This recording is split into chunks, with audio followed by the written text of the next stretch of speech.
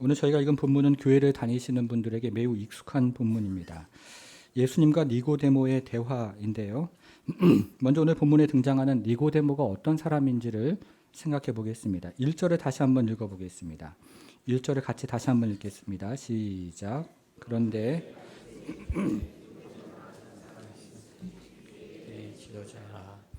니고데모에 대한 두 가지 소개가 등장을 하는데요. 하나는 바리새인이라는 말이고 다른 하나는 유대인의 지도자라는 말이 등장을 합니다. 여러분, 바리새인들이 누구입니까? 주전 586년이었습니다. 이스라엘이 바벨론에게 멸망을 당해서 바벨론 포로로 끌려갔습니다. 이렇게 이스라엘 백성들이 바벨론 포로로 끌려가서 사그라지는 시점에 이스라엘 민족의 정체성을 회복하고자 하는 운동이 일어났습니다. 비록 지금은 나라를 잃고 바벨론 포로로 끌려왔지만 우리는 여전히 하나님의 백성이며 하나님의 말씀과 율법을 가지고 살아야 한다는 각성이 일어난 것입니다.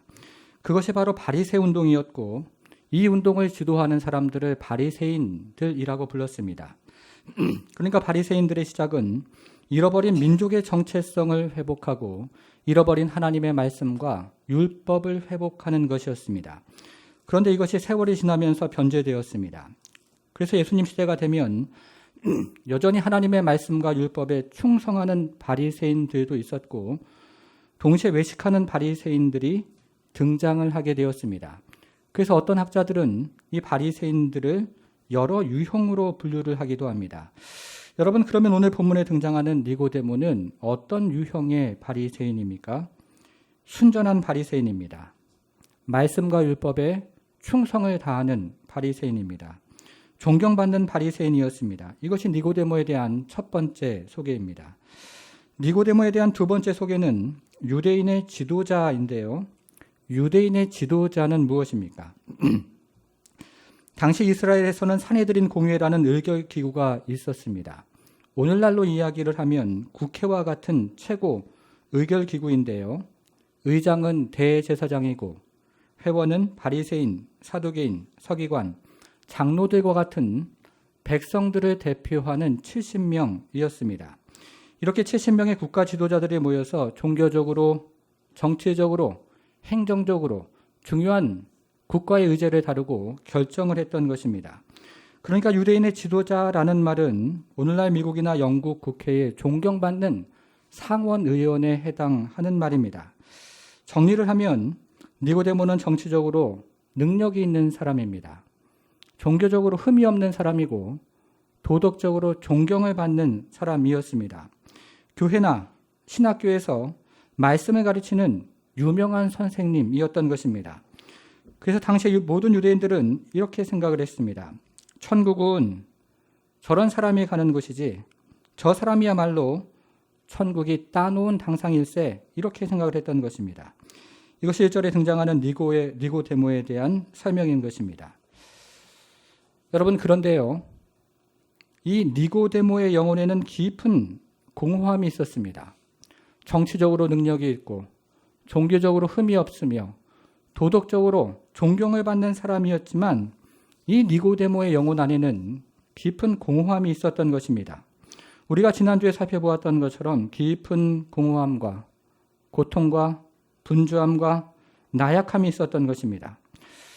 그런데 예수님은 전혀 다른 분이었습니다. 예수님을 보면 하나님이 실제로 함께 하시는 것을 느낄 수가 있었습니다. 내가 주님이라고 부르면 뭔가 빠진 것 같은데요.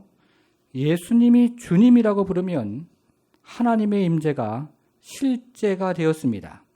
내가 사랑합니다 이렇게 외치면 무언가가 빠진 것 같은데 예수님이 사랑합니다 이렇게 외치면 사랑이 실제가 되었던 것입니다.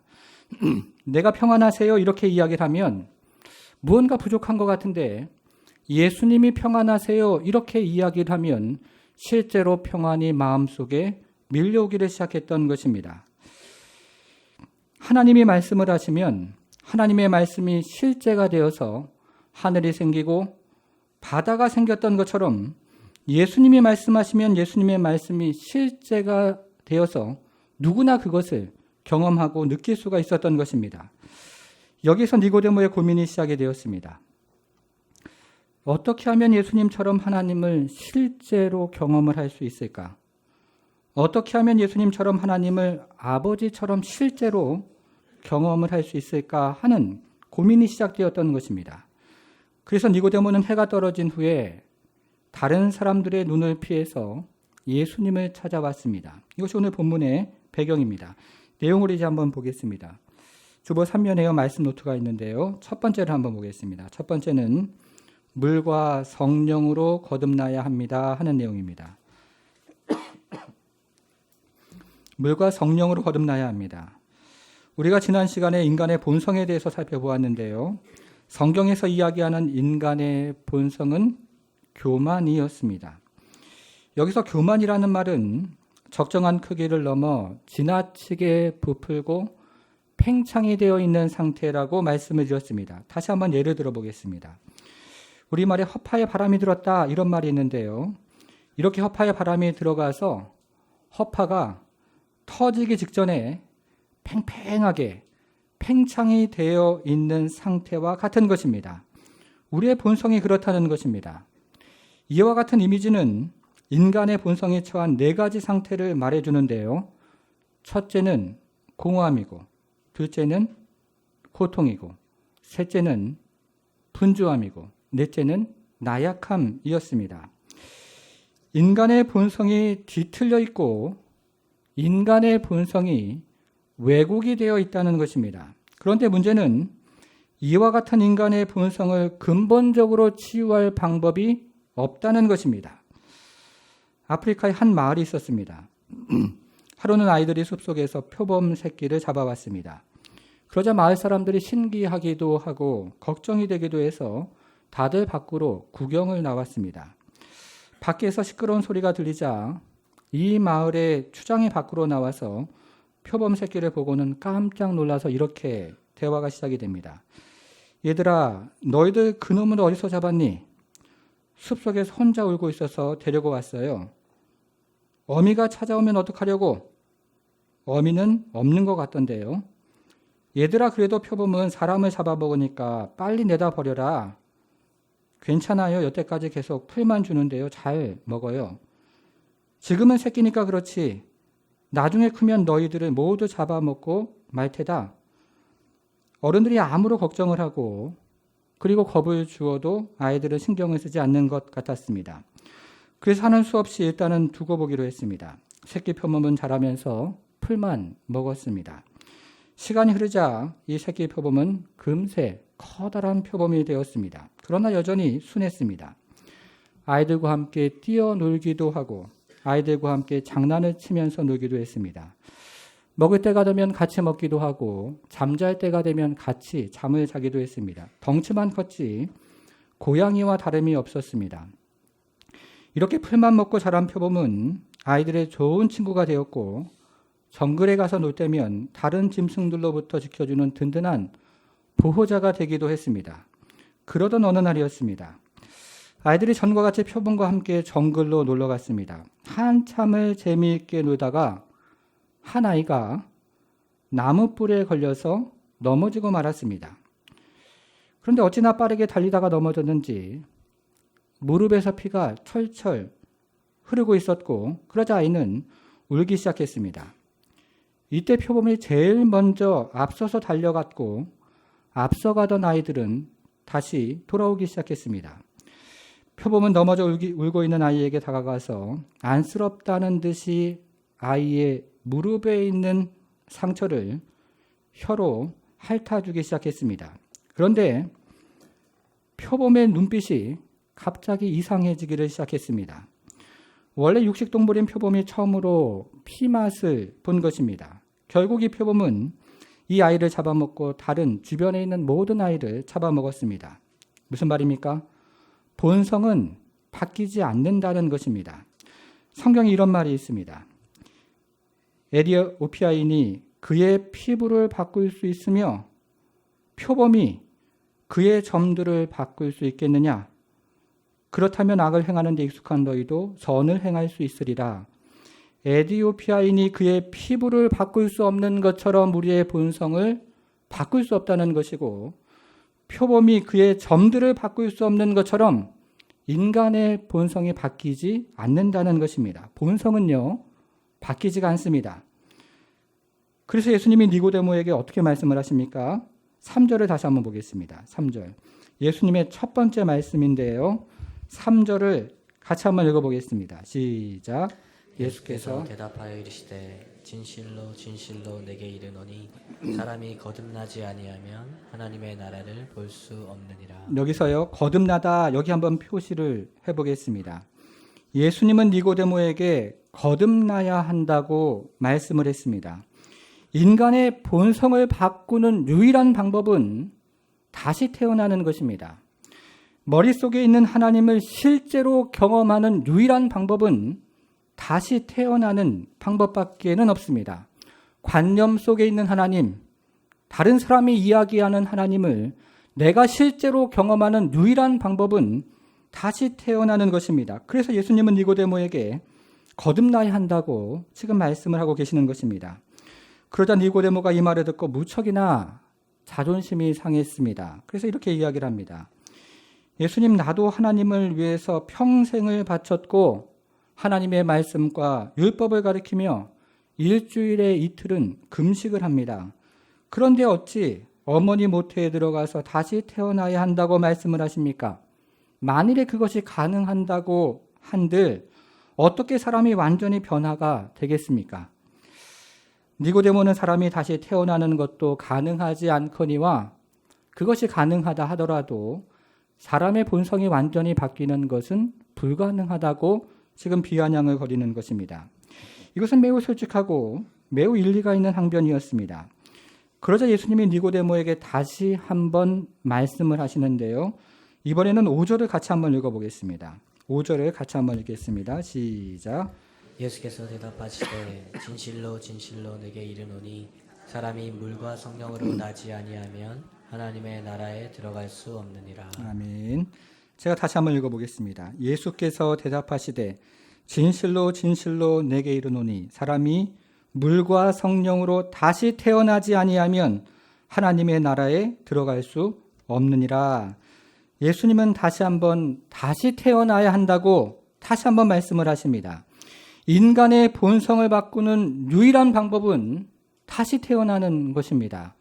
머릿속에 있는 하나님을 실제로 경험하는 유일한 방법은 다시 태어나는 것이라고 말씀을 하고 계시는 것입니다. 다른 사람이 이야기하는 하나님, 내가 실제로 경험하는 방법은 다시 태어나는 것이라고 말씀을 하고 계시는 것입니다. 그래서 예수님은 니고데모의 생각도 하시고 니고데모가 말하는 것도 하셨지만 다시 태어나야 한다고 지금 말씀을 하고 계시는 것입니다. 다시 태어나는 방법 외에는 다른 방법이 없었던 것입니다. 여러분, 그러면 다시 태어나는 것이 무엇입니까? 다시 엄마 뱃속에 들어가서 다시 나오는 것입니까? 그런 말이 아닙니다. 그것은 명백한 오해입니다. 그러면 다시 태어나는 것이 무엇입니까? 이번엔 5절에서요. 물과 성령이라는 말의 표시를 해보겠습니다. 물과 성령의 표시를 해보겠습니다. 이것은 육체가 다시 태어나는 것이 아니라 영혼이 다시 태어나는 것을 뜻하는 것입니다. 물이 사람의 육체를 깨끗하게 하는 것처럼 성령으로 우리의 영혼이 다시 태어나야 한다고 예수님께서 말씀하고 계시는 것입니다. 예를 들어 보겠습니다. 제가 언젠가 중국 청해성에 방문했던 말씀을 드린 적이 있습니다. 청해성에 있는 유목민 텐트를 방문했을 때였습니다. 유목민들은 손님을 대접하는 문화가 매우 발달했기 때문에 전혀 모르는 사람이 방문을 해도 손님을 대접하고 대화를 시작합니다. 이렇게 유목민 텐트를 방문해서 손짓, 발짓 섞어가면서 이야기를 주고받고 있는데요. 이 유목민의 아내 되시는 분이 텐트 밖으로 나가더니 기르고 있는 라마에서 젖을 짜서 가지고 왔습니다. 손님에게 대접하는 아주 귀한 음식이었습니다. 그런데 이것이요, 가공한 우유가 아니라서 밑에는 하얀 우유인데 위에는 노란 기름이 둥실둥실 떠다니는 것이 보였습니다. 얼핏 보아도 우리 같은 사람이 먹으면 배탈이 나겠구나 하는 생각이 들었습니다. 근데 어떻게 합니까? 어떻게 한다고 제가 그때 말씀드렸습니까? 먹어야 합니다. 그래야 대화가 되고 친구가 되는 것입니다. 그런데 위에 뜨는 노란 기름층보다 더 큰 문제는 컵이었습니다. 이 컵이 어찌나 지저분한지 먼지와 찌든 때가 덕지덕지 붙어 있는 것이 눈에 보였습니다.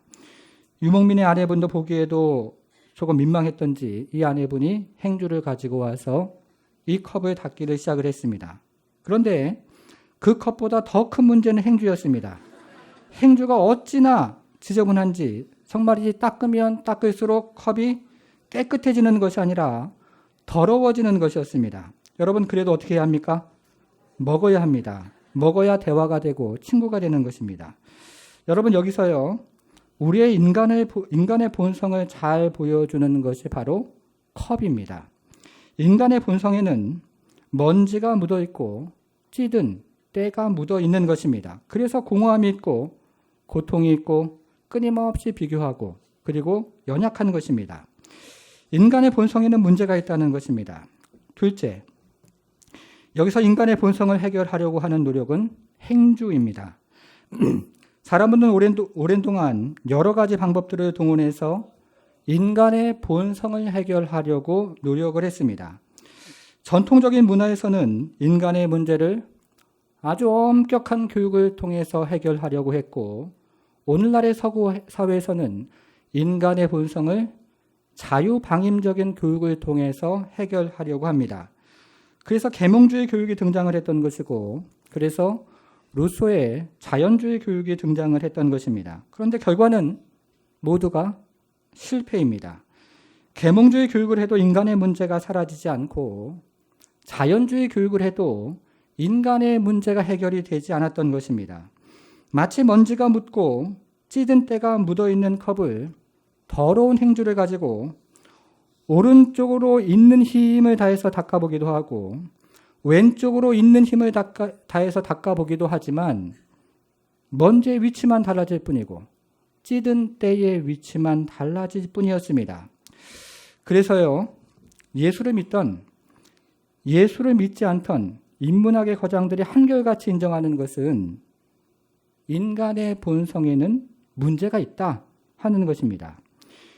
여러분, 해밍웨이의 노인과 바다를 읽어보신 분이 계실 것입니다. 이 소설에서요, 노인이 자신이 오래전에 포획한 물고기를 배에 묻고 끌고 다니다가 이 물고기가 시간이 오래되어서 부패를 하기 시작했습니다. 근데 이때 이 노인이 이 썩어가는 물고기를 보면서 매우 인상적인 이야기를 합니다. 이런 말을 합니다. 이런 고기조차 먹을 자격이 있는 위대한 인간은 없다. 이렇게 얘기를 합니다.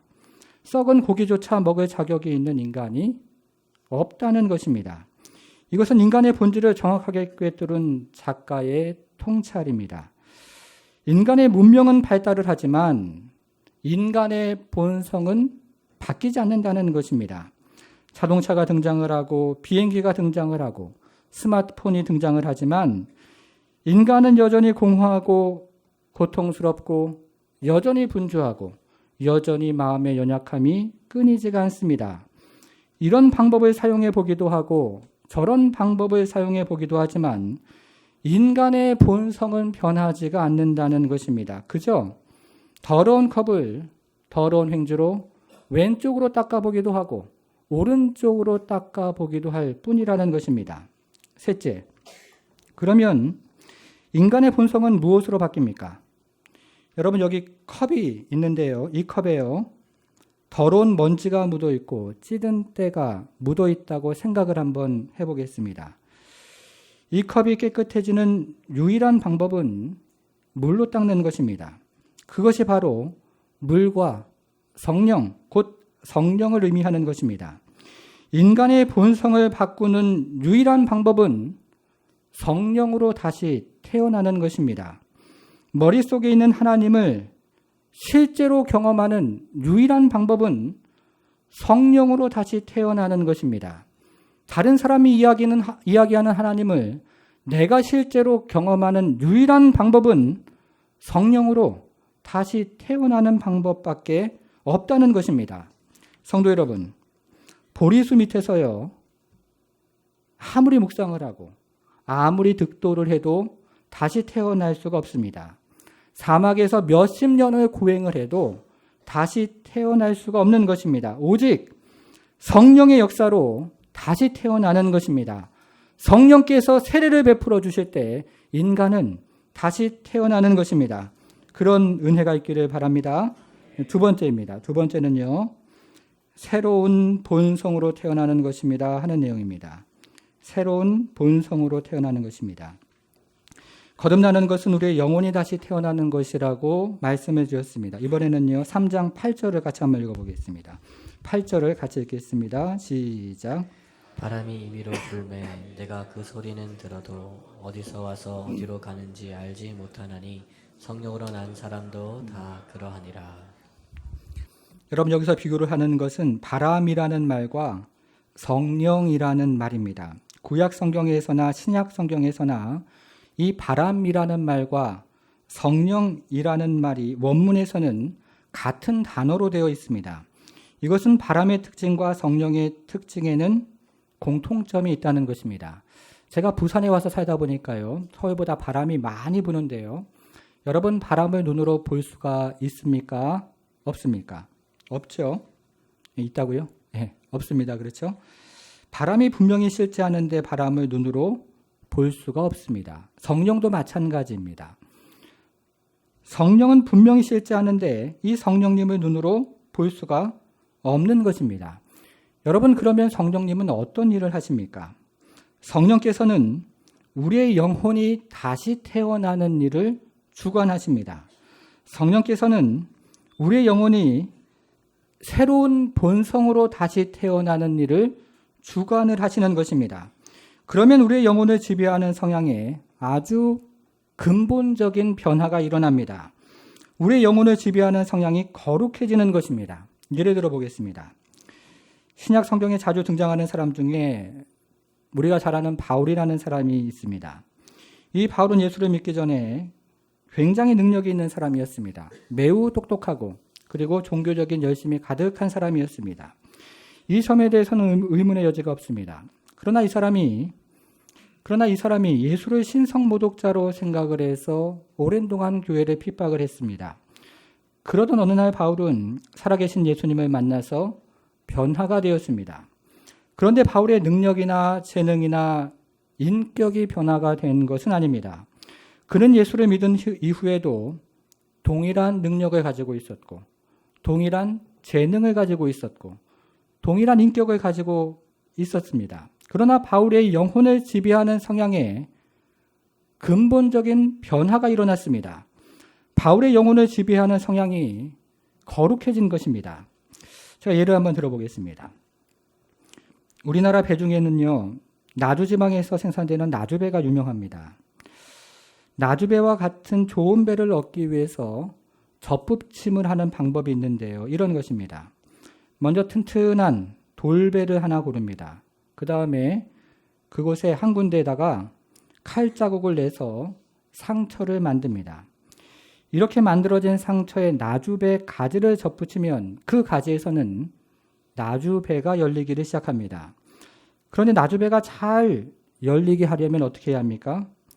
양분이 밑에서부터 올라오다가 밑에 있는 돌배 가지로 가기 때문에 돌배 가지를 가지치기를 하는 것입니다. 그러면 양분이 나주배 가지로 가게 되면서 나주배가 온 나무를 장악을 하게 됩니다. 여러분, 이 과정을 다시 한번 생각을 해보겠습니다. 처음 접붙임을 한 나무는 처음에는 두 성품이 존재하는 것처럼 보입니다. 돌배도 열리고 나주배도 열립니다. 그러나 돌배 가지를 쳐내면 나주배 가지가 점점 전체를 지배하고 결국에는 우리가 원하는 나주배만, 좋은 배만 얻게 되는 것입니다. 이것은 우리의 본성도, 우리의 영혼도 마찬가지입니다. 성령으로 거듭이 나면 첫 번째 단계에서는 한 사람 안에 두 가지 성품이 존재를 합니다. 이전 성품과 새로운 성품이 모두 존재를 하는 것입니다. 그러나 이전 성품을 쳐내고 새로운 성품에 따라 행동을 하면 결국에는 새로운 성품이 튼튼해지고 열매를 맺으면서 새로운 성품에 따라 살아가는 것이 가능해지는 것입니다. 이것이 영적으로 다시 태어난 사람의 모습입니다. 한 주정뱅이가 있었습니다. 노름으로 재산을 날리고 부인과 자식들에게 폭행을 일삼는 사람이었습니다. 그런데 이 사람이 어느 날부터 교회에 다니게 되었습니다. 그를 아는 사람들은 고개를 저으면서 저런 사람이 교회를 다녀봤자 달라질 게 뭐가 있겠어? 라고 손가락질을 하기를 시작했습니다. 어느 날 한 친구가 찾아와서 이렇게 물었습니다. 교회에서 목사님이 무엇을 가르치던가? 그러자 이 사람이요. 착하게 살라고 하기도 하고 뭐 그런 말씀을 하신 것 같은데 잘 모르겠어. 이렇게 대답을 합니다. 친구가 또다시 물었습니다. 그러면 성경책은 누가 썼다던가? 그러자 그는 당황하며 대답을 합니다. 글쎄, 그것도 잘 모르겠는걸? 친구가 다시 여러 가지 질문을 하지만 그의 대답은 모두 신통치가 않았습니다. 그러자 친구가 답답하다는 듯이 다시 한번 물었습니다. 도대체 교회 다닌다면서 자네가 배운 것은 무엇인가? 그러자 이 사람이 자신 있게 한 가지 대답을 합니다. 그런 건 잘 모르겠는데 확실히 달라진 게 있다네. 전에는 술이 없으면 못 살았는데 요즘은 술 생각이 별로 나질 않아. 그리고 전에는 퇴근만 하면 당구장으로 달려가고 노름방으로 달려갔는데 지금은 집에 빨리 가고 싶다네. 전에는 애들이 나만 보면 슬슬 피했는데 지금은 나랑 함께 저녁 식사를 하려고 기다린다네. 그리고 전에는 아내가 내가 퇴근해서 집에 가면 나를 쳐다보지도 못했는데 지금은 내가 퇴근할 무렵이면 대문 앞에 나와서 나를 반갑게 기다리고 있다네. 여러분, 이것이 다시 태어나는 것입니다. 성도 여러분, 교회를 다닌다고 거듭나는 것이 아닙니다. 모태신앙이지만 하나님을 실제로 경험하지 못하는 분들이 있을 수도 있고 직분자이지만 하나님을 실제로 경험하지 못하는 분들도 있을 수가 있습니다. 교회를 다니지만 변화가 없고 삶의 열매가 없는 사람들이 있을 수 있다는 것입니다. 여러분, 운전만 하면요, 본성이 튀어나오는 분들이 있습니다. 조금이라도 상처를 받으면 여전히 마음에 분노와 불평이 가득한 사람들이 있습니다. 둘 중에 하나입니다. 옛사람에 사로잡혀 있던가 아니면 거듭나지 않은 것입니다. 그래서 교회를 다니는 우리들도 거듭났는지를 다시 한번 돌아보아야 하는 것입니다. 올해 저희 교회에 처음 오신 분들이 여러분들이 계십니다. 그 중에서는요, 교회에요, 처음 평생토록 교회에 처음 발걸음을 옮기신 분들도 계십니다. 얼마나 귀한 분들인지 모르겠습니다. 이렇게 올해 교회에 처음 오신 분들은요, 인생을 하나님께 다 내어 맡기시기를 바랍니다. 지금까지 나의 인생의 주인은 나였지만 지금부터 나의 인생의 주인은 하나님이심을 믿고 하나님께서 인도해 주실 것을 믿고 나의 인생을 다 하나님께 내어 맡기시기를 바랍니다. 그리고 예수님이 나를 위해서 십자가에 죽으시고 부활하신 것을 믿고 예수님을 나의 구주, 나의 주인으로 영접하시기를 바랍니다. 그러면 영혼이 거듭나는 것입니다. 영혼이 다시 태어나는 것입니다. 그리고 하나님께서 그 기도를 들으시고 인도하시며 하나님의 자녀로 살아가는 특권과 권세를 가지고 살아가는 것입니다. 이렇게 우리가 모두 예수를 믿고 거듭난 인생으로 하나님의 자녀로 살아가는 복된 인생들 되길 주님의 이름으로 축복합니다.